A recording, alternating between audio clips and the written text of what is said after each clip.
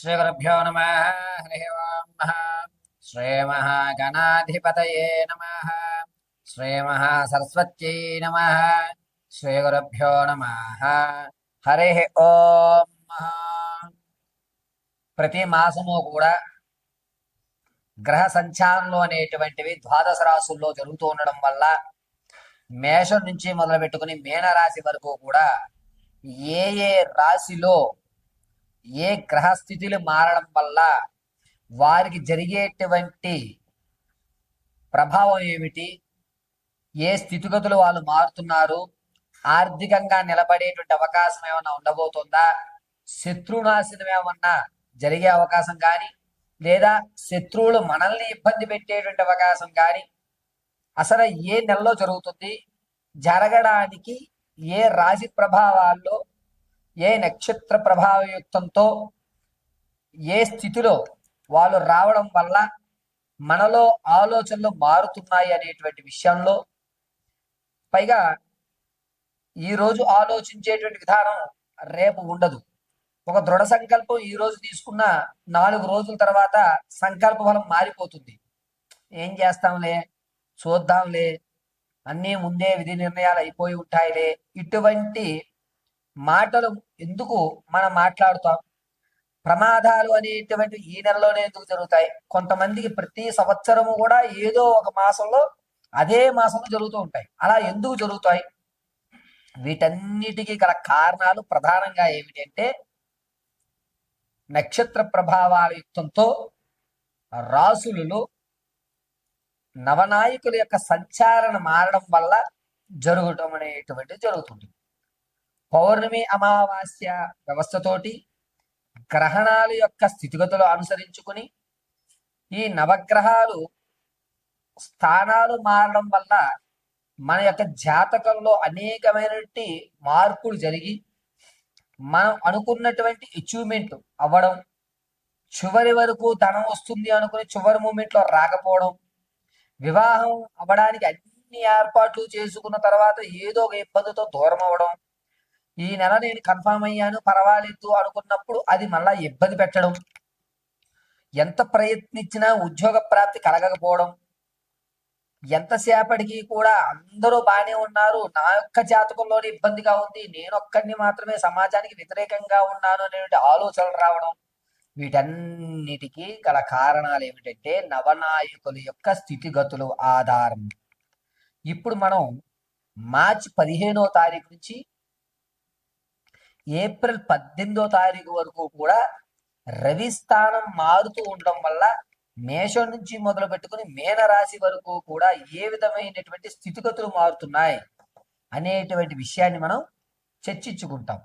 ఏ విధంగా వీరు ఆర్థికంగా కానీ లేదా వీరి ఆలోచన విధానాలు ఏమైనా మార్చుకోవాలా, ఈ నెల నుంచి వచ్చేటువంటి నెల వరకు కూడా వీరి యొక్క ఆలోచన యుక్తం మారడానికి ఏ విధమైన రెమెడీస్ చేసుకోవాలి, అదేవిధంగా కోర్టు సంబంధితం కానీ, భార్యాభర్తల మధ్య చికాకులు కానీ, లేకపోతే విద్యలో ఉన్నతమైన స్థితిగతులు పొందడం కానీ, మీరు అనుకున్నటువంటి రంగంలో అనుకున్న విధంగా మీ యొక్క విజయకేతను ఎగరవేయడానికి అనుకూల వాతావరణాలు ఎప్పుడు కలుగుతాయి, వీటన్నిటినీ మనం చాలా క్షుప్తంగా చాలా ఈజీగా మనం ఈ వీడియోస్ నుంచి తెలుసుకుంటాం. ఎక్కడి నుంచి? మేషం నుంచి మొదలు పెట్టుకుని మీనరాశి వరకు కూడా రవి సంచరించడం వల్ల జరిగేటువంటి స్థితిగతులు.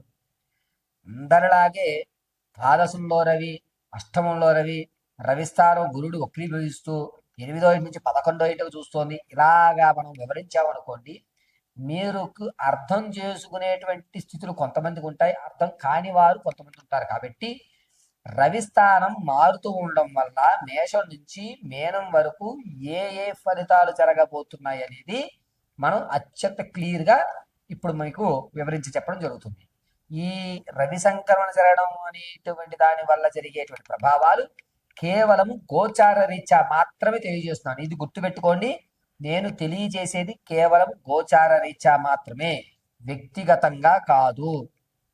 ఈ విషయాన్ని దృష్టిలో పెట్టుకుని చక్కగా నేను చెప్పేటువంటి మేషం నుంచి మీనం వరకు కూడా రానున్న మార్చి 15వ తారీఖు నుంచి ఏప్రిల్ 18వ తారీఖు వరకు జరిగేటువంటి విపత్తులు దానివల్ల తీసుకోవాల్సిన జాగ్రత్తలు, మనం ఎదరికి వెళ్ళాలంటే ఏ విధంగా ఉండాలి అనేటువంటి మన కఠినమైన నిర్ణయాలు ఇప్పుడు మనం తెలుసుకుందాం. తదుపరి మీనరాశి.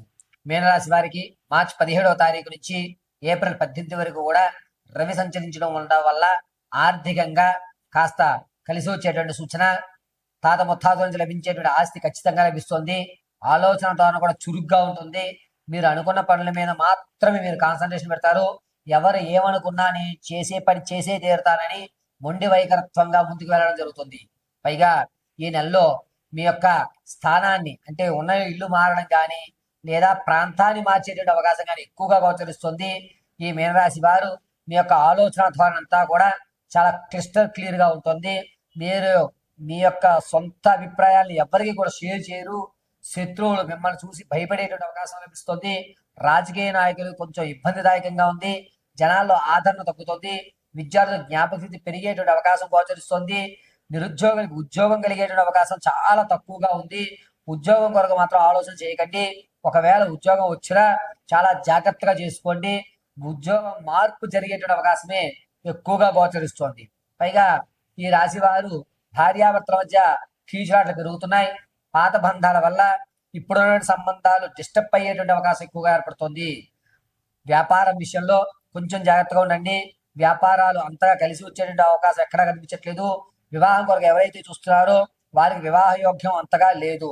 సంతానం కొరకు మాత్రం ఒక శుభవార్త ఖచ్చితంగా ఏప్రిల్ 3వ తారీఖు నుంచి 14 మధ్యలో మీరు వినడం జరుగుతుంది.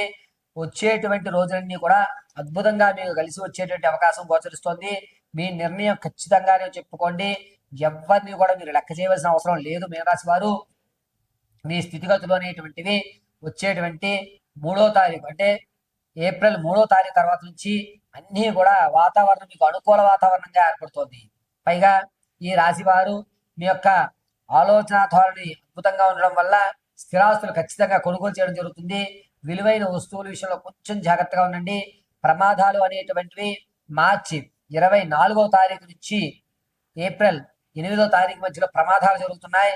ఈ ప్రమాదాల వల్ల పక్కటెముక కానీ లేదా మెదడు వెనక భాగం కానీ దెబ్బతినేటువంటి అవకాశమే ఎక్కువగా గోచరిస్తుంది. కొంచెం జాగ్రత్తగా ఈ మీనరాశి వారు ఉండాలి. పైగా ఈ మీనరాశి వారు ప్రతిరోజు కూడాను ఏదన్నా గణపతి దేవాలయంలో తెల్ల జిల్లేడుతో అర్చన చేయండి. అద్భుతంగా మీకు కలిసి వస్తుంది. అంతేకాకుండా ఈ మీనరాశి వారు ప్రతిరోజు అంటే మార్చి 17వ తారీఖు నుంచి ఏప్రిల్ 20వ తారీఖు వరకు కూడా ఎంతవరకు గణపతి ఆరాధన చేయగలిగితే అంత శ్రేయస్కరంగా మీ యొక్క భవిష్యత్తు ఉంటుంది.